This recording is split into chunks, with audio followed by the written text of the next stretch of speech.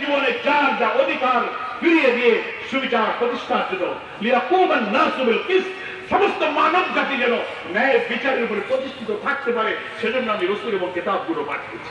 আলহামদুলিল্লাহ, এটাই হচ্ছে জাস্টিসের বিধান। কোন বাংলার মানুষ সুবিচার কোন মানুষের আইন দিয়ে হবে না। সমাজতন্ত্র, পুঁজিবাদ, জাতীয়তাবাদ, ধর্মনিরপেক্ষতা, সেকুলারিজম, ওয়েস্টার্ন ডেমোক্রেসি, মিশ্র অর্থনীতি সবকিছু পরীক্ষিত, একটাই পরীক্ষা হতে বাকি, সেটা হচ্ছে ইসলাম। সেটা হচ্ছে বিউটি অফ ইসলাম। ইসলামের সৌন্দর্য এই দেশের মানুষ দেখেনি। এই জন্য ক্ষমতা থেকে এই বাংলাদেশে যারা আগে শাসন করেছেন সব দলের শাসন দেখা হয়ে গেছে, নাকি বলেন? একটাই শুধু দেখতে বাকি আছে, আর তাদের কাছেই আছে সেই কোরআনের সুবিচার, কোরআনের জাস্টিস। আমরা জামাত ইসলামী ক্ষমতায় যেতে চাই না, আমরা ইসলামকে ক্ষমতায় নিতে চাই। আমরা ব্যক্তিকে ক্ষমতায় নিতে চাই না। ব্যক্তি যখন ইসলামের পর্যন্ত যতক্ষণ থাকবে ততক্ষণ আমরা ওই ব্যক্তির পক্ষে থাকবো। ইসলাম থেকে যখন ব্যক্তি সরে যাবে আমরা তার বিরুদ্ধে চলে যাব। সেই সুবিচারপূর্ণ রাষ্ট্র যদি কায়েম হয়, তাহলে বরগুনা কেন সারা বাংলাদেশের মানুষ খেয়ে পরে শান্তিতে বাড়িতে ঘুমাতে পারবে। আল্লাহর এই বিধানের মধ্যে বরকত। আল্লাহ সূরা আরাফের মধ্যে বলছেন, ওলামায়ে কেরাম এখানে আছেন, সূরা আরাফের মধ্যে আল্লাহ বলছেন, ওয়ালাউ আন্না আহলাল কুরা আমানু ওয়াত্তাকাউ লাফাতাহনা আলাইহিম বারাকাতিন মিনাস সামাই ওয়াল আরদ। আমার মাবুদ বলছেন, কোন জনপদের মানুষ, কোন দেশের মানুষ যদি আল্লাহর উপর ঈমান আনে, আমানু ওয়াত্তাকাউ, আল্লাহকে ভয় করে, আল্লাহর কাছে কৈফিয়তের ভয় কি আল্লাহর বিধান মানতে পারে, আল্লাহ ওয়াদা করছেন লাফাতাহনা আলাইহিম, আমি তাদের জন্য খুলে দেব বারাকাতিন মিনাস সামাই ওয়াল আরদ, আকাশ এবং পৃথিবীর সমস্ত বরকতের দরজা আমি সেই জাতির জন্য খুলে দেব। বাংলাদেশ হবে বরকতের বাংলাদেশ। সেই বরকতের বাংলাদেশের জন্য ইসলামের কল্যাণ রাষ্ট্র আমরা কায়েম করতে চাই।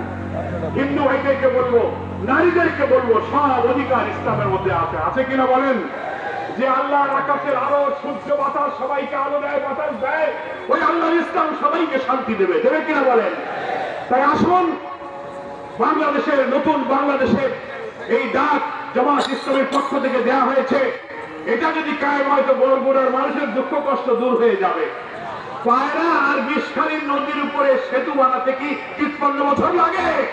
যারা এমপি মন্ত্রী ছিলেন টাকা দিয়ে লুটপাট করে কি করেছেন?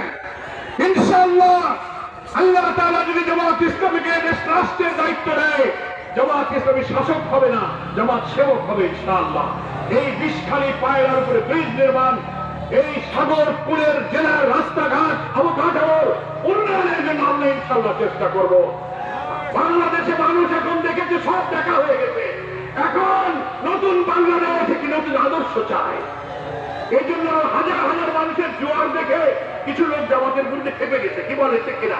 দেখে এরা তো ভোট সব নিয়ে গেল, লাভ হবে না, ও পুরোনো মাল পচে গেছে, ওদিকে কেউ আর যাবে না। নতুন দেশ চাই, আসুন সেই নতুন বাংলাদেশ নির্মাণ করে জামাত ইসলামের সাথে থাকুন। সকলকে ধন্যবাদ। আল্লাহ হাফেজ। বাংলাদেশ জিন্দাবাদ, জামাত ইসলামী জিন্দাবাদ। আসসালামু আলাইকুম ওয়া রাহমাতুল্লাহি ওয়া বারাকাতুহু।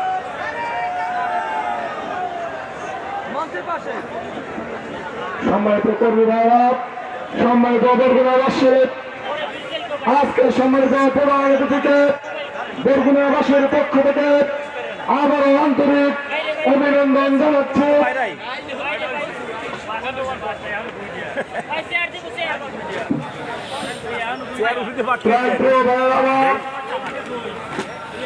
আপনারা মঞ্চের সামনে ভিড় করেন না, শৃঙ্খলা বিভাগের ভাইদের দৃষ্টি আকর্ষণ করছি, ওই বাস ওভার করে কোনো ভাই না আসে সেদিকে খেয়াল রাখুন। যে সম্মানিত ভাইরা, ইসলামী ছাত্র শিবিরের প্রকাশনী পাওয়া যাচ্ছে মাঠের পূর্ব প্রান্তে, তাদের স্টল আছে, সেখান থেকে আপনি প্রকাশনী নিয়ে যেতে পারেন। সম্মানিত ভাইরা, একটি মাহফিলের ইমাম রয়েছে, তাড়াতাড়ি জ্ঞান নামায় আগামীকালকে একটি ঐতিহাসিক মাহফিল হবে। প্রধান অতিথি আল্লামা সৈয়দ কামালউদ্দিন জাফরি, এরপরে আল্লামা মেয়র সাইদি সাহেব, মাসুদ সাইদি সহ আরো ওলামায়ে কেরাম বিশিষ্ট নেতৃবৃন্দ সেখানে থাকবেন। আগামীকালকে তালতলিতে একটি মাহফিলের ঘোষণা করা হলো।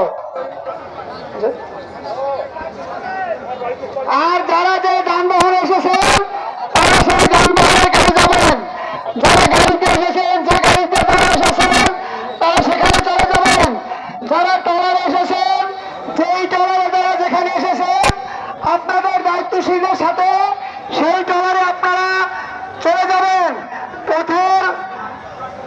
পথে আপনারা নিরাপদে যান। আমরা দয়া করি সর্বোচ্চ সতর্কতার সাথে আপনারা নদীপথে এবং বাসপথে চলাচল করবেন ইনশাআল্লাহ।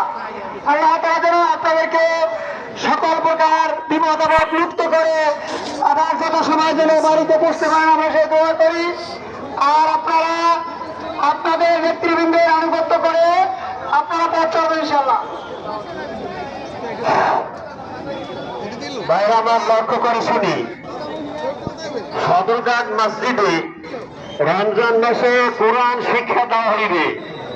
সদরঘাট মসজিদে রমজান মাসে কোরআন শরীফ শিক্ষা দেওয়া হইবে।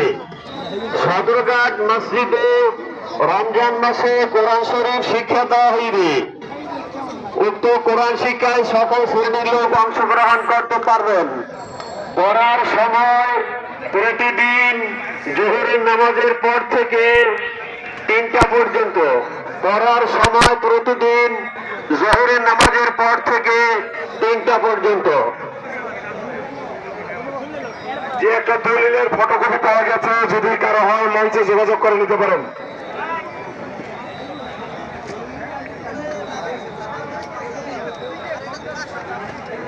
যে সমস্ত অন্যান্য থানা থেকে যে সমস্ত ভাইরা এসেছেন, আপনাদের নির্ধারিত গাড়ি নির্ধারিত স্থানে আছে, আপনারা দ্রুত গিয়ে আপনাদের গন্তব্যে যাওয়ার জন্য গাড়িতে উঠুন।